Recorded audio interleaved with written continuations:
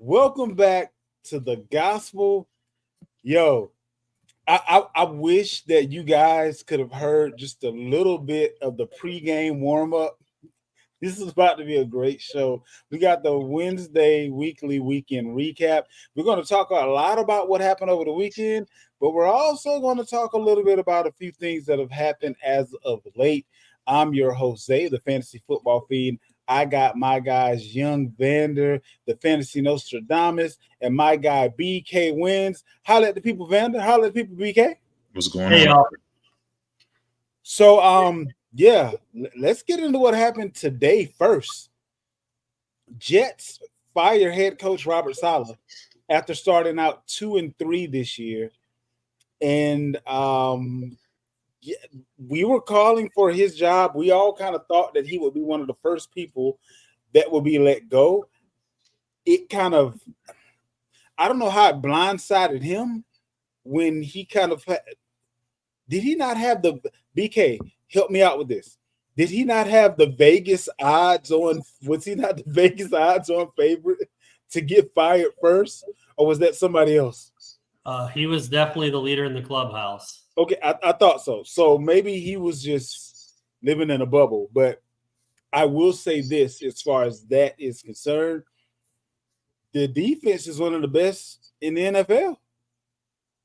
The offensive coordinator and A-Fraud was supposed to be the ones to take care of the offense. He don't know about offense. So if I were to tell you that last year, Zach Wilson, weeks 1 through 5, put up 93 points, 1,418 yards.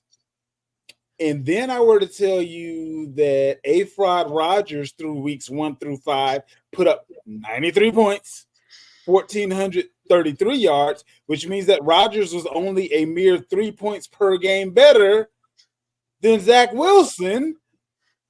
What are we doing here? I don't. The side of the ball that this guy is supposed to be responsible for was doing his thing. We all knew, based on what Hackett did with the Broncos, that he shouldn't have been the guy. And with 3 interceptions and 54 passing attempts, it seemed as if the offensive coordinator was afraid to tell Aaron Rodgers or to tell the team, hey, we're going to run the ball. They don't use any motion, so people know exactly what Aaron Rodgers is going to do. He's going to do what he's always done, hence the 3 interceptions. This team is not a Devontae Adams away from being good. I'm sorry. They just aren't. And at this point, Rodgers is sunken costs. You just need to move on with life. Move on from the head coach. Move on from the offensive coordinator. Move on from the guy that was supposed to be your savior, A-Fraud Rodgers. Move on from it all. Like I'm glad that the Patriots hit the reset button before the Jets did, because basically both teams are starting over at this point. And if Tua Tagovailoa can't find his way back, Miami might be hitting the reset as well. And the Bills aren't too far away from it. All they have is a quarterback. We'll get into that later. But BK, start us out. The Jets, wherever you want to start with that. So here's what I'll say about the Jets, right?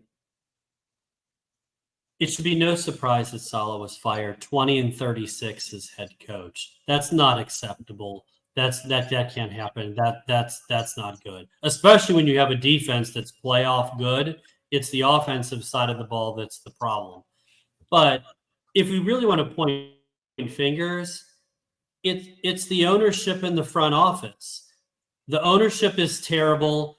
The front office is even worse. They're literally like Dumb and Dumber. You're never going to be good in that situation. And look, Rodgers, is it really a surprise that they're not doing anything? The guy's won 2 playoff games since 2017. Hello, like, the best predictor of future outcome is past results. There aren't past results. Rodgers needs to retire.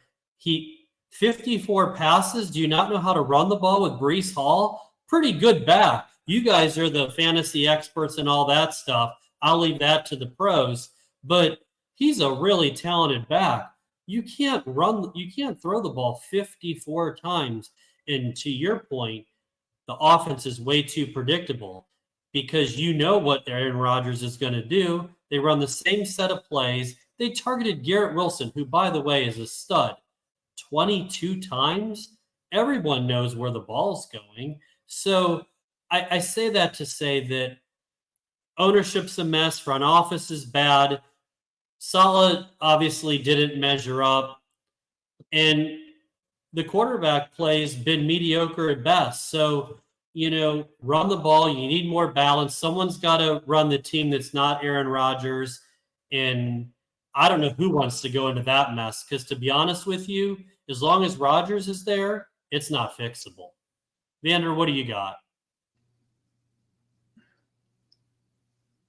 I mean, of course, the quarterback is going to be the scapegoat along with the head coach in most instances. But again, I think it's more, I mean, the head coach, he's what, 20 and 37 or something like that since he's been there. So he hasn't done anything.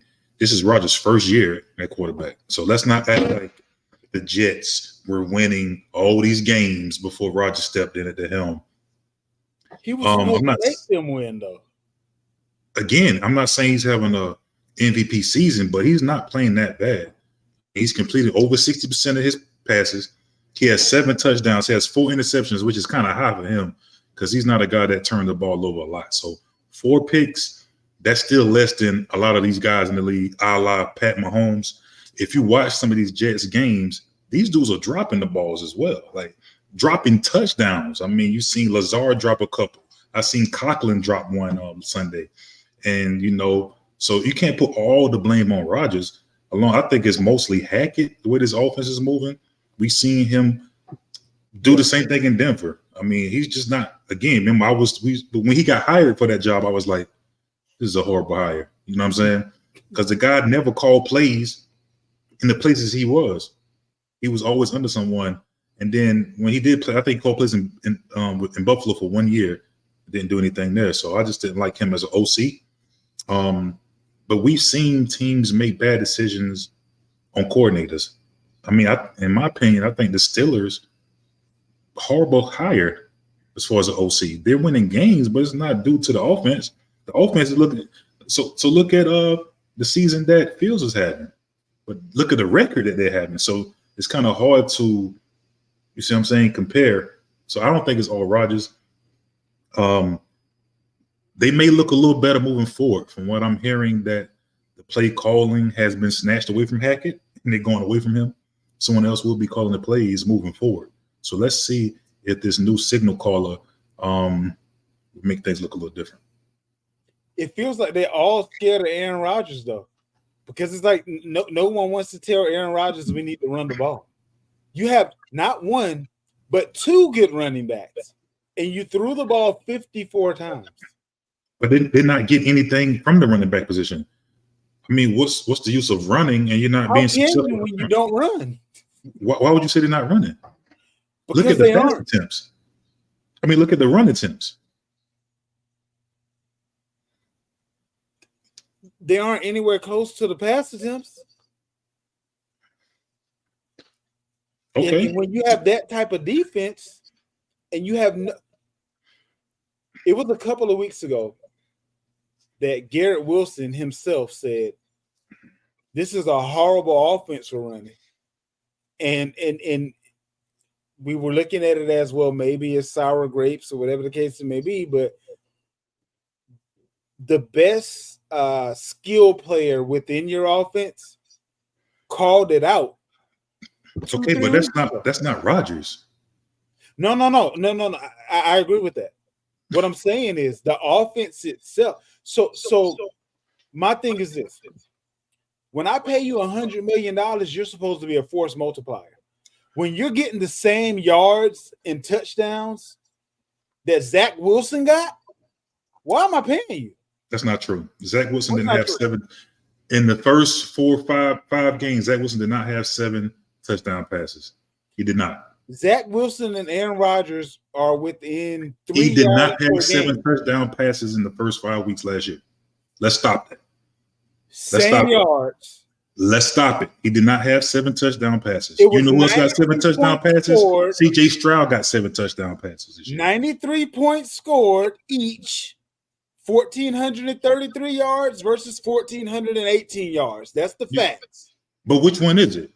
It can't be both. You can't say we have a bad offense, we got a bad signal caller, and then say, yeah, but look at Rodgers. Like, No. You're missing it. I'm not saying just look at Rodgers. What I'm saying is, if with Zach Wilson, you put up the same amount of points in only about 20 yards less, well, a little bit less than 20 yards less. But you deterring the stats. Rodgers, you deterring the stats. Problem with that. You deterring the stats. How many touchdown passes? Say again. How many touchdown passes does Zach Wilson have? Both scored 93 points within Again, 5 see what I'm saying? How many touchdown passes does Zach Wilson throw? The offense scored 93 points. How many touchdown passes did he throw? I don't know. I bet you don't know. I bet you don't know. You don't want to know. You don't want to know. That's why. Both of them scored 93 points. Listen, I don't care to know. So I think here too, right? Just to jump in, no question that Hackett plays a big role in why they lack an offensive identity and they've struggled so much, right? To all of your points, he's not qualified for the position he has. He was a terrible hire. We all know that. I think for me, I'm not trying to put and I clearly didn't by blaming the ownership in the front office and the coach first. While there is some blame to go to Rodgers just because of his inflexibility of how he wants things done, all I'm saying is it's not a winning formula to have any quarterback throw 54 times. If I can get, especially a guy who's coming off of a serious injury and I want to keep him upright at 41, almost 41 years old, if he threw it 40 times, I can live with that. But over 54, I wouldn't want Mahomes throwing 54 times a game. That's not a recipe to keep your quarterback to survive a season. It's just not. Moving right along to the Houston Texans beating the Buffalo Bills, and Diggs getting a little bit of revenge. But could this have been avoided? I don't know if you guys saw this game or not, but I don't cuss, but I came real close to cussing at the TV that day. Because no way you throw the ball 3 times with the amount of time left they had on the clock and then punt from your end zone to give Houston field goal range with only throwing a 5-yard pass. Like, the wrong coach was fired today, humble opinion. And Doug McDermott got to go. And not only that, but if Josh Allen had a true number 1 receiver, probably wouldn't have came down to the last few seconds of the game. And I know that he wants to think, and that maybe his team wants to think that, oh, everything is hunky-dory because we don't have one guy calling for the ball. Well, guess what? You know when one guy calls for the ball? When he's good enough to be the guy calling for the ball. You don't have that guy, and whether you want to admit it or not, it's not helping you, it's hurting you. What you guys got on this Buffalo situation? I mean, the game management in the game was definitely, I don't know what he was doing. But this, not only that, they losing Gabe Davis, losing Diggs, this defense isn't the same as well. That secondary is all brand new. You don't have the pass rush of Von Miller as well. Like, this defense is different. I mean, they lost the linebacker Edmonds a while back. So the teams that the Bills was winning, this is not the same team. So I'm not saying it's McDermott's fault per se, but it could be the guys upstairs as well. Because the guys upstairs weren't making them calls at the end of that game. But that's just one game. That was bad clock management. I get that. But I mean, as far as the product on the field, You speak about them having a number one receiver. They don't have one. Guess what? They gave the Chiefs so much things in the draft, making these moves on them. They could have had Xavier Worthy themselves. They decided to let the Chiefs have him. What was another player? It was another player as well that they made a trade with the Chiefs and gave him, and they end up. It's like the guys upstairs making the calls to me. I think when you have a player as good as Josh Allen, they feel like we can win with him and him alone. Kind of like the Cam Newton syndrome, where he's his MVP, and then you trade all his weapons away, and then you want MVP production. That's what I'm seeing. So I definitely agree that the clock management, game management at the end was terrible, right? You can't throw the ball 3 times like you did. So that was definitely terrible. And we've seen mismanagement at the end of games before, right? The Kansas City debacle where they blew that game that they should have won the playoff game, right? So, but to Vander's point, it's one game. And the Jets aren't good. They just fired their coach. The Patriots, we don't know when they're going to win another game. And wait, BK, that's too much. I'm glad that you're still awake over there, Zay. But they won their first one. It's going to be probably over October. But they couldn't beat the Dolphins at home with a third-string quarterback. What do you want me to do? But anyway, I digress. Miami's going to not have Tua, I think, for the rest of the year. And without him, they're going to be a mess. So the Dolphins are a mess. The Patriots are a mess. The Jets are a mess. So by default, the Bills are going to win this division. And Josh Allen is a really good quarterback. And while I'm not a McDermott fan at all, and if he got fired at the end, ultimately, I think that'll be the case. But I think that's going to be a postseason call when they fall short again in the playoffs versus firing him in week 5 or 6 when, at the end of the day, it's just another regular season game on a way to an AFC East title. And right now, I saw something else that Bill Belichick and what was my guy's name? Tennessee Titans head coach, previous head coach? Vrabel. They're the two guys that are right now being mentioned as far as the Jets head coaching. I'm going to tell you this right now. If Bill Belichick goes to the Jets, this is my thing, though. Like, Aaron Rodgers needs to go ahead and be out of there before he gets there. I can tell you that right now because that ain't going to work. 0%. Why do you have to keep hitting your head on the wall? And then you like it's such a revolving door with these coaches. Like, go get my boy, the DC in Minnesota. I'm gonna be honest with you though. Mike Vrabel, I wouldn't be mad at. I don't think he should have got fired out of Tennessee to keep it a buck with you. But I do agree that Brian Flores would be a great hire, especially when you already have. If you're seeing what he's doing with Minnesota's defense right now, what the heck can he do with the Jets defense? But it would be the other side of the ball that I would be worried that they would basically be doing a rinse and repeat as far as the offensive side of the ball. And I don't know that they would give him the power to pick his own guys. I think they would do the same thing with him that they did with Robert Saleh, which is basically choosing the coaches that are going to be around him, not giving him any say-so, and then blaming him and him being the scapegoat when it doesn't work out, not because of the side of the ball that he controls, but the side of the ball that he does not control. That would be my only worry. So I think a couple takes for me. One, I love Flores. I think he would be an amazing hire anywhere.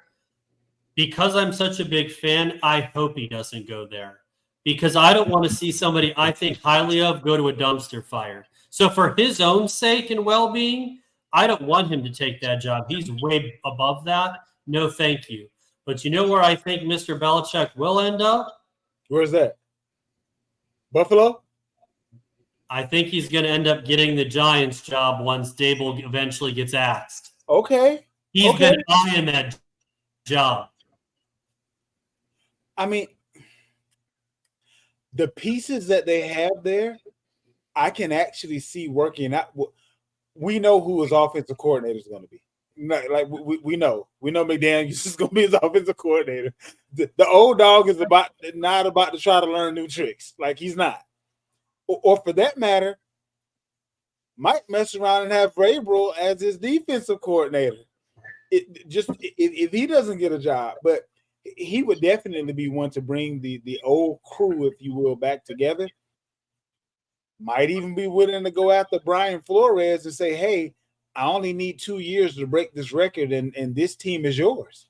Never know how that will work out, but I know he wouldn't go after guys that he has not worked with before. But I mean, that would be. I still don't see them being very good in that division. Well, Dallas and the Eagles might be pressing the reset button as well. I would actually rather see Belichick just so he can get in and get through. I would rather see him go to Dallas.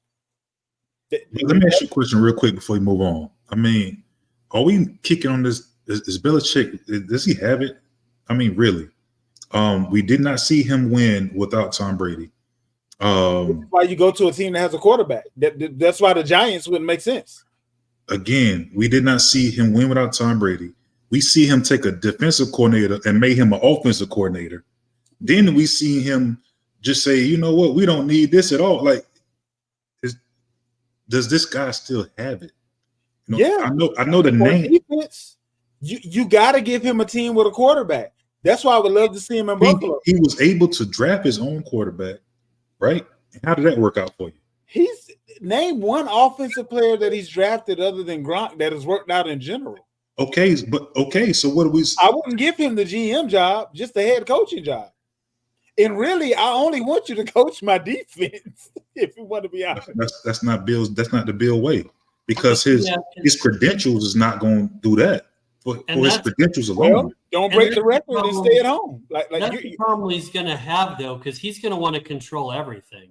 He's going to want to be the GM and the coach, and that's just like in New England, and no one's going to let him do that. And that's the thing.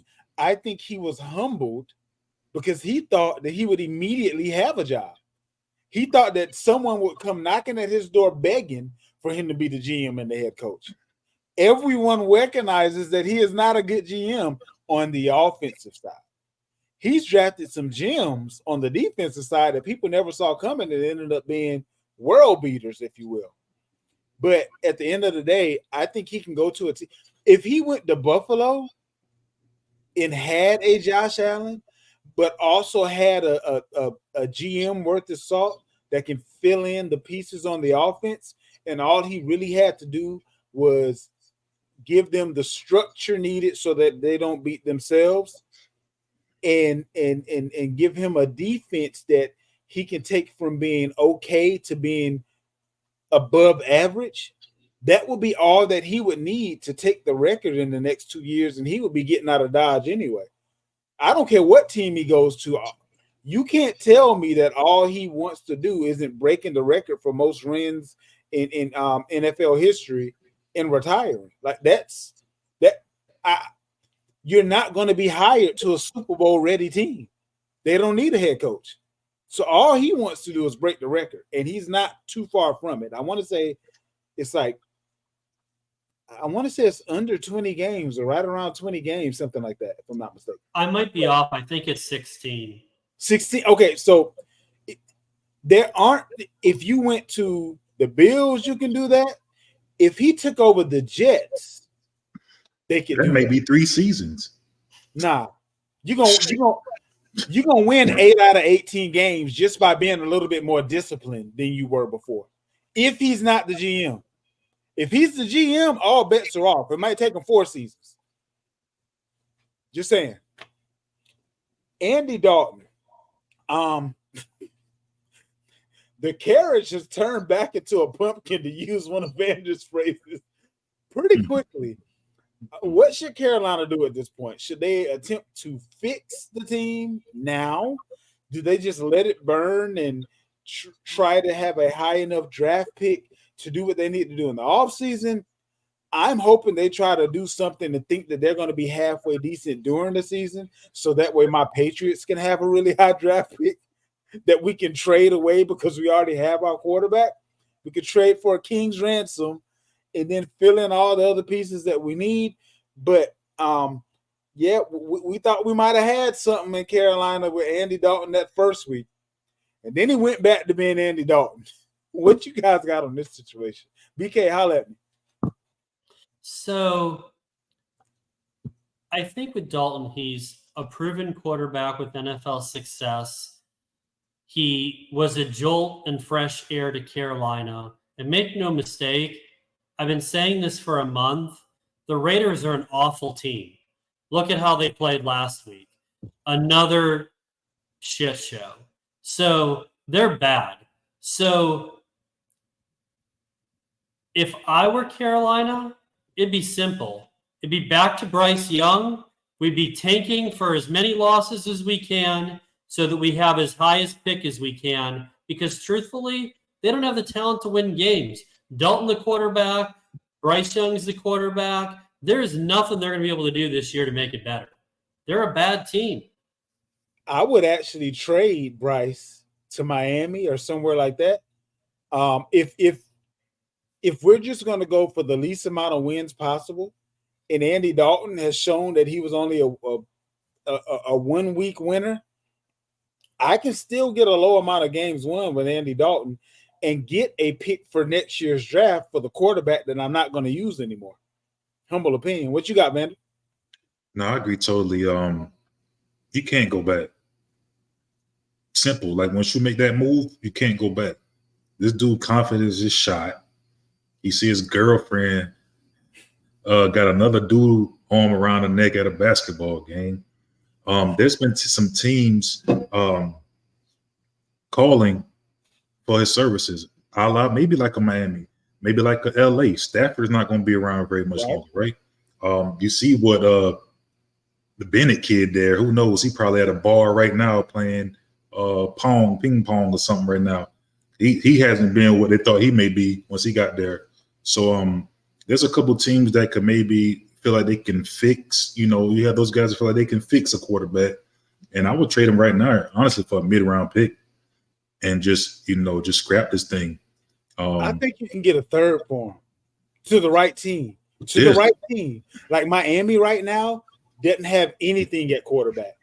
I think they would be willing to give up a third to attempt to, because here's the other thing too. The GM and the head coach in Miami, if they don't do something, Tua or not, if you don't do anything, you might not have a job at the end of the year because you haven't shown the propensity to be able to win when it matters most, even when Tua was healthy. So I don't know how long the leash is there in Miami. To your point, out there in LA, Stafford is another year older. Another one of Vander's sayings. I don't know anybody that used to have a bad back. Stafford ain't one hit away from being out again, and most of their team is hurt. They may be willing to, McVay, again, to Vander's prior point. He's one of those guys that thinks he can fix anybody. Maybe if McVay gets his hands on Bryce, he can make something shake. But either way, this could be simple. This could be a three-way trade. Very simple. The Dolphins get Garoppolo, who can jump right in the driver's seat. He knows the offense already, right? The Rams get Bryce Young, and then Carolina just get picks. Some late picks. Just make it a three-way trade and get it done. Everybody's happy. The Rams get younger. Miami gets a quarterback that can maybe keep them alive for this season, and then Carolina gets a few old late picks. I would actually tweak that trade just a little bit. Miami gets Stafford. No. Yeah. It's a learning curve. We don't listen. They want to win today. They don't have time. No. And Garoppolo ain't that guy. Garoppolo knows the offense. It don't matter. Garoppolo ain't that guy in general. Say what you want to say about sexy Rexy Garoppolo, the porn star. Say what you want to say about him, but the guy's a winner. His record is he got a winning record. He's been to several championship the 49ers games. are winners.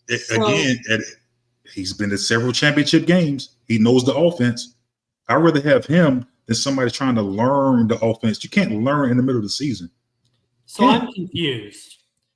Our plan to get rid of a quarterback who can't stay healthy is to trade for one or two quarterbacks who also can't stay healthy. I'd rather have Garoppolo than Tyler Huntley. And I'll say this. I agree that Garoppolo is a much better option than anything they have. From that, it makes sense. I totally agree.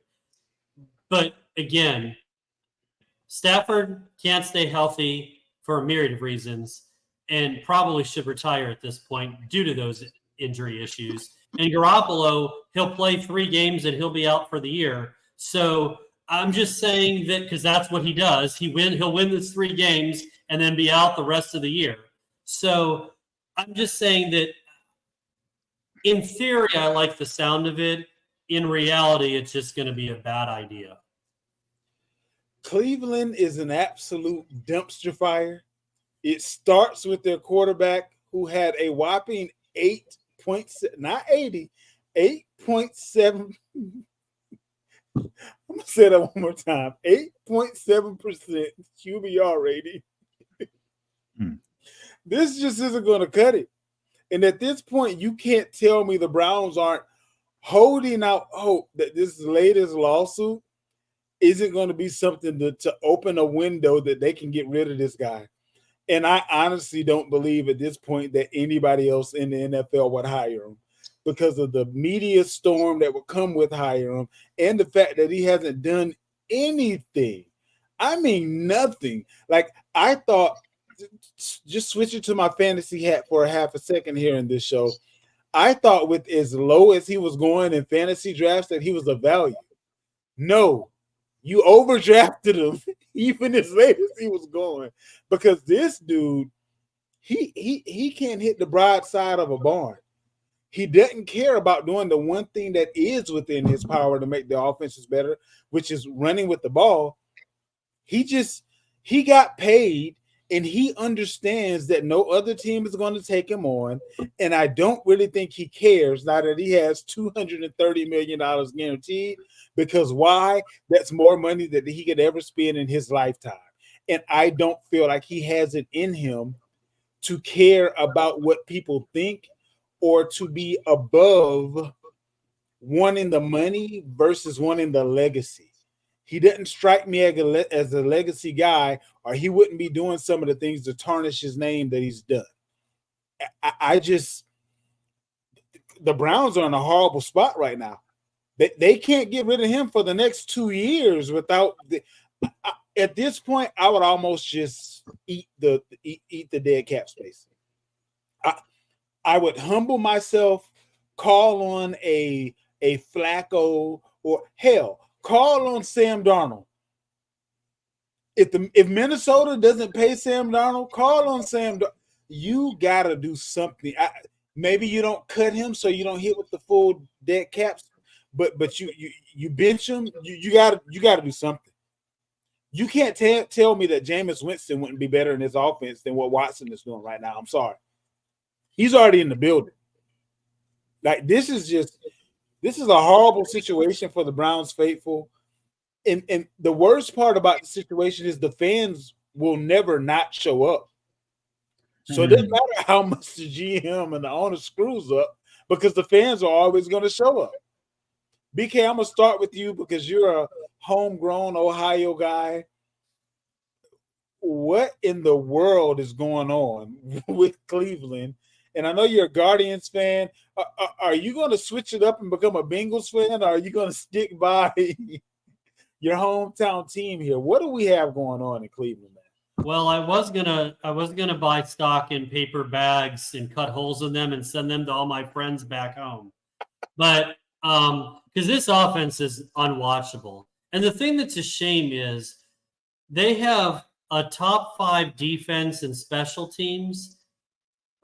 It's their offense is unwatchable, and it's what's crazy to me is, and you guys, much like me, are football fans and know so much about the sport.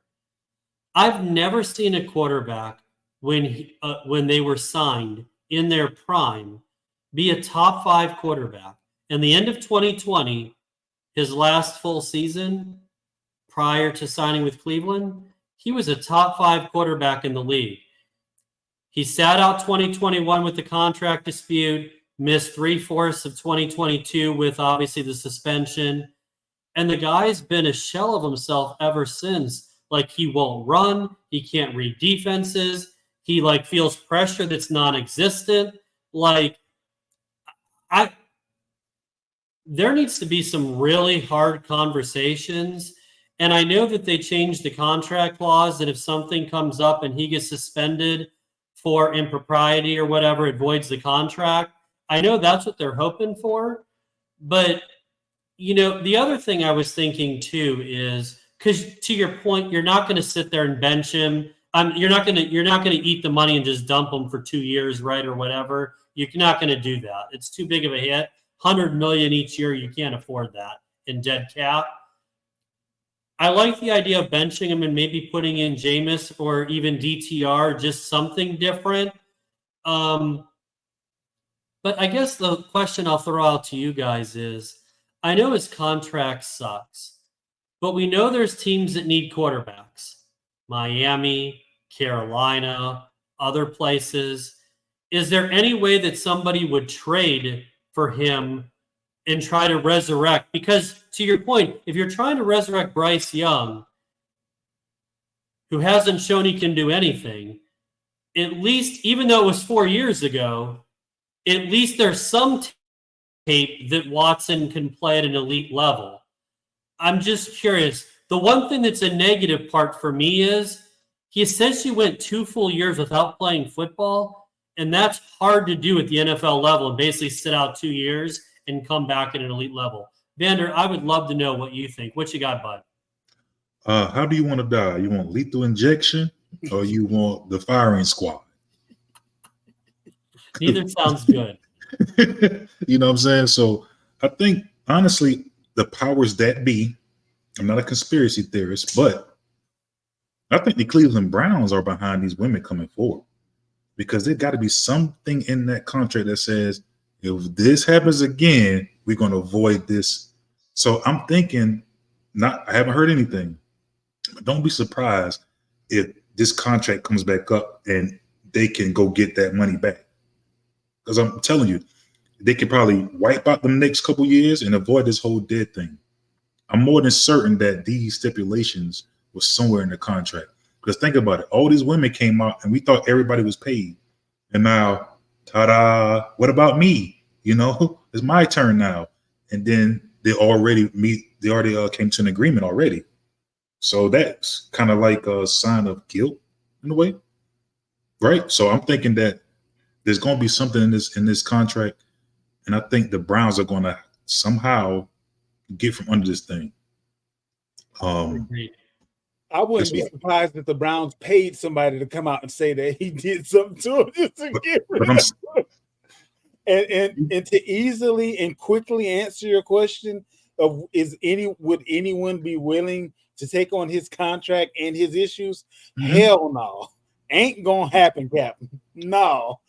It'd be one thing to take on his issues, but to take on the contract on top of his issues and he can't play anymore? Nah, forget that. You can scratch that. He may can do what Russ do and end up playing for the minimum next year somewhere. I don't even know if anybody would do that, because the money I'm going to lose by you being on the team just by the bad press isn't worth the fact that I'm paying you minimal, because your play is minimal. The reason why somebody was willing to pay Russ the minimal is because they felt that what he was doing on the field wasn't the minimal. I didn't feel that what I saw from Russ deserved him to be fired with the Broncos. Watson is doing less at a younger age and with more talent in Cleveland than what Russ did with the Broncos. Yeah, but for the minimum, somebody will give him a chance. I promise you. It's not no. But here's the thing: he wouldn't take the minimum because of the contract situation. He's not about to void his contract. No. He may not have a choice in that matter. I'm saying the team will void it. Right. But no, what I'm saying is, if it isn't something that's already in writing, Which that it is. I'm certain it is. Contract. I'm certain it is. Yeah, I can confirm that they redid the contract last year. Yeah. That this is actually, because again, if you follow the tea leaves, which you know I'm a big fan of, lots of tea leaves on this show, right? So they settled with 24 women back in 2020. This issue stems from 2020, later 2020, but 2020. So it's ironic that something 4 years later resurfaces from something that could have very easily been resolved when he got suspended initially. This was leaked for a reason. It was likely done by the Browns, and they're setting up voiding the contract. That's exactly what's going on. Because what do we know? Everything comes down to money and or politics. The Browns don't want to pay $100 million a year in dead cap. They'll find a way. They'll pay to get out of this if they have to. But there's a lot of women all of a sudden in Houston that are going to have issues with Deshaun because they're getting out of that deal. Let's move on over to the NCAA, which, my goodness, had a heck of a weekend because a bunch of teams that weren't supposed to end up in that L column ended up there. I'm going to throw out the teams that ended up under that losing column. You guys choose to take a bite out of whichever one you want to. We'll start out with the easiest one. Alabama comes off of beating Georgia, the number one team, to becoming the number one team, and then loses to Vanderbilt 40-35, which ironically, their previous head coach, Nick Saban, indicated that every week in the SEC is a hard week, other than the week that you go up against Vanderbilt. Tennessee loses to Arkansas 19-14. Again, number 4 Tennessee ends up losing to a team that no one thought could hold a candle to them. Ole Miss, and if you notice, the first 3 games is SEC losing the SEC, and I'm going to tell you why I hate this as soon as I finish speaking on this game. Ole Miss loses to Kentucky 20-17. Kentucky gave Georgia all they could handle, so this, in my opinion, of the 3 games is the one that's the least surprising. But let me tell you why I hate this situation. Because SEC fans are now going to say, well, see, that's what happens when you play SEC teams. That's why we don't need to play anybody outside of the conference, because any week that we play one of our bottom feeders, one of our top teams can lose to one of the teams that ain't all that good. Ain't my fault if your top teams decide that they can take a week off to a team that they just feel that they was already beat before they came onto the field. But I'm sick and tired of the SEC getting a pass if they win or if they lose. It's ridiculous. If you lose, you lose. If you win, you win.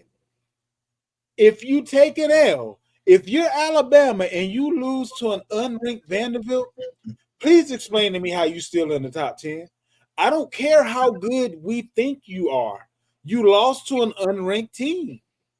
Other than that, let's just say, well, you play everybody in your schedule, and the teams that we think are the best are still going to be in the playoffs regardless. It doesn't make sense to me. I get it. Alabama just beat Georgia. But I told you on last week that I felt they were the 2 top teams in college football. But at the end of the day, the same way wins matter, losses have to matter. And when you lose to an unranked team, you have to be out of the top 10. I can't get with it. Like you only fall 6 spots. It not only that, but you let Vanderbilt. It wasn't a Tennessee situation where you lost 19-14. You let Vanderbilt put up 40 points, 40 of them. What are we doing, Vander? Please help me understand that. I just want to say one thing. Bear Bryant is rolling over in his grave right now. That's all I want to say about that. I watched this game, and man, I mean, that kid from Vandy, man, it was the ghost of Johnny Manziel, because that's what I was seeing. Like, he was just, they just wouldn't go away. And Milroe, I know you probably ain't listening, but boy, you lost me $9,000 on my parlay. I bet that he would throw at least 2 touchdowns against Vandy. I'm like, this is Vandy, but he could throw 2 touchdowns. And he threw 1. And you lost me $9,000, so I'm upset. But so that's all I got to say about that. I don't even know how to follow that. Right. It'll hurt for you. Like, we'll do the rest of the show in protest on behalf of them. So obviously some rat poison got Bama. And but as far as, let me first start to your point about they shouldn't be ranked in the top 10. Yeah. First of all, this is the first real week that there is in the BK world of rankings. This is the first week there really should be rankings. So I wouldn't get too caught up in that. While their loss was embarrassing, and there's no question you lose to Vandy in football, that's an embarrassment. But you also have the best win of any team in the season, which is Georgia, who had won 42 straight regular season games. So, like, it's 18 to 22-year-olds. They got told it's what Saban always says. They got told how great they were all week. They bought into the press clippings, and they had to go play a team that they thought that they would just show up and roll. And it didn't happen that way. Mm-hmm. And give Vandy credit, because if you watch the game, and you guys all did, Alabama scored at will. They had no problem scoring. It was the time of possession. Vandy couldn't get Vandy off the field. Yep. They'd go on 8-minute drives, 7-minute drives, 9-minute drives. Like, Bama would score in 2 minutes. So at the end of the day, the defense let down Bama. And obviously Milroe's touchdown prop let down people. But the thing that surprises me, right, was outside of the obvious game, which was Bama losing. The game that if I had to pick something that wasn't Bama, the game that surprised me the most was Missouri getting taken to the woodshed at A&M. Like, I'm not surprised that A&M beat them. You had 2 competitive teams, and A&M has a home field advantage, and I believe Elko's a good coach. You win at Duke. That's pretty impressive. So, that's a basketball school. So to win in football there is impressive. But the game was over at halftime. Like, Missouri had an extra week to prepare, came off a bye, A&M's playing their 6th game in a row, and you literally lay an egg. And actually, the game was really over at the end of the first quarter at 17-0. It was done then. So, because Missouri's offense should have been called 3 and out, because that's what they did. So, that was the game that surprised me. The Tennessee thing, kind of a letdown after Oklahoma. They have some big games coming up. It sucked. Arkansas was really up for that game. Yeah. I could see why that would happen. Although it is the first time, believe it or not, a little did you know, first time in SEC history that 2 top 5 teams lost unranked teams in the same day. Never happened before. So that's crazy. But I would still have Bama in the top 10, especially with what you led to. Not only do they have the best win, but look at all the teams that lost around them that already have a loss and don't have the Georgia win. Somebody's got to be in the top 10. Why not them? Yeah, you can't drop them out the top 10. You can't. And real quick, I'm going to talk about that. Remember I talked about Kentucky last week. Like, don't be surprised. And this game was a slow-paced game, which kind of plays in the hands of Kentucky. You know what I'm saying? Being a defensive battle that favored Kentucky. Ole Miss wasn't able to go out there and, you know, get ahead. So that's another game I'm not really surprised by. I know a lot of people may be, but like you just said, the fight that they gave Georgia, Ole Miss wasn't able to get out of there. Couple other games to consider in college. Michigan loses to Washington 27-17. USC loses to Minnesota 24-17. Louisville loses to SMU 34-27. Honestly, I think the one that was, of those three games, the one that was the most surprising for me is USC losing to Minnesota. I didn't think that Michigan would have the record that it has right now, to their credit, going into this Washington game. Them losing to Washington isn't as much of a shock because I feel they've outplayed where I thought they were going to be, having only a defense and running game and no semblance of a passing game. I thought they were going to lose to USC with last week, a week before last.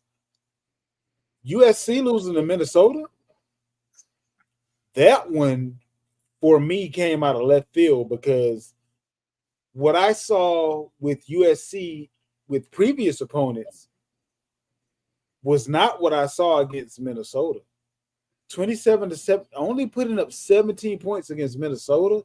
Like, Minnesota is nowhere close to being a world beater in the Big Ten, which makes me a little bit more nervous if I'm a USC fan, looking at what they have in front of them, because a lot of those teams are on par with or above Minnesota. Again, I don't know if this was one of those we thought we had the game won before we went into it.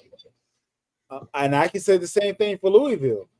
I don't, again, know if it was one of those we thought we had the game won before we went into it, but SMU has actually been playing better than Minnesota.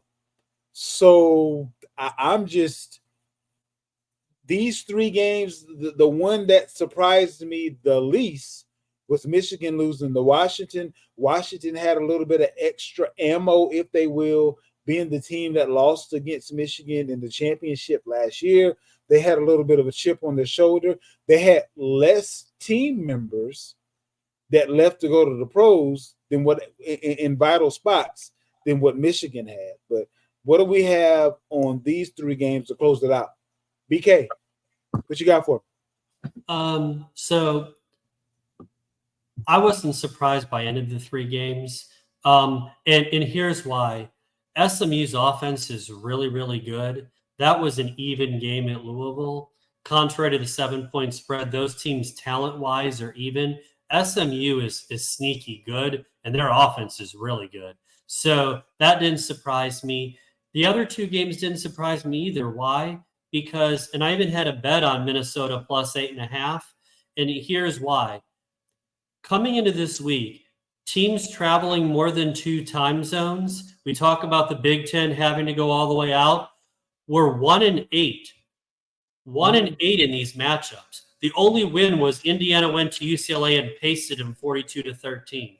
Now, I do know Miami survived their Pac-12, ACC after dark, where Cal couldn't hold a 20-point lead in the fourth quarter. So that's win number 2. But look at some of the games. Southern Cal went to Ann Arbor 3 weeks ago, then came home and played Wisconsin, then had to go back to Minnesota. Those were 3 weeks in a row with no bye. Like, that's a lot of travel.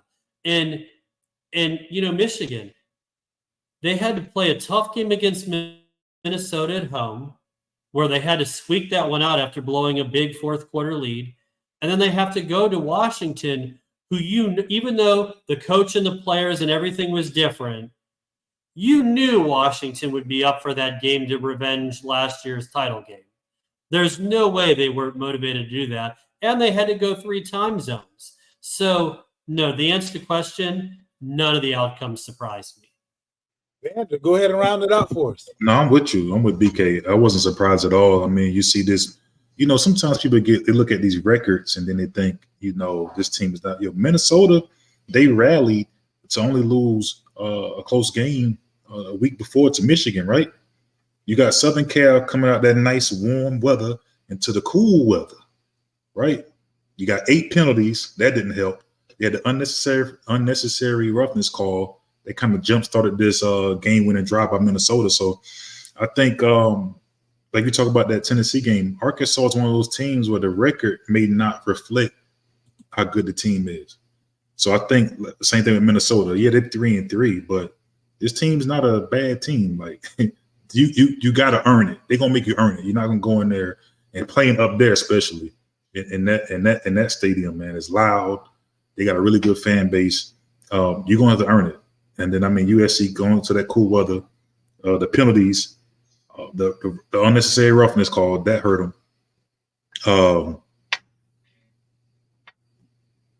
As far as the Michigan game, I think Michigan finally figured out that is it Origi, their quarterback, the running quarterback they have?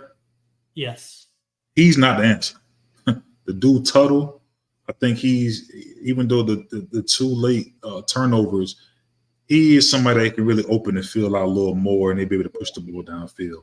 So I think that was a lesson learned playing this Washington team. And it's not the team of last year. Everybody's gone. They had a slew of first rounders. Harbaugh's gone. The guy that still signals, he's not there no more, right? So this is not the same Michigan team. You know what I mean? So listen, knowing what's coming definitely helps. You know what I mean? So even though Washington lost a lot of guys as well to the NFL, they lost their quarterback and 3 wide receivers. Yeah. But not really surprised by this one. None of to be honest with you, the only game I'm surprised by is the Vandy Alabama game. The Pony Express is back, SMU. I'm not surprised by any of these things. I can see these teams losing. Alabama was the only game I was really surprised by this past weekend, to be honest with you.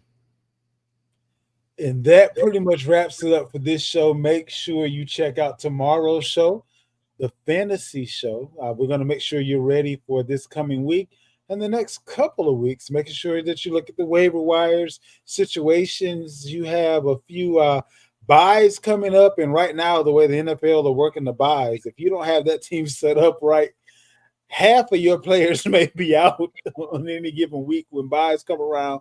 So we'll help you navigate that. Make sure you check us out on YouTube at The Gospel STP. And if you haven't already joined the Facebook group, it's the Gospel Sports Truth Facebook group. Until tomorrow, we out. And remember, tell the truth. And nothing but the truth.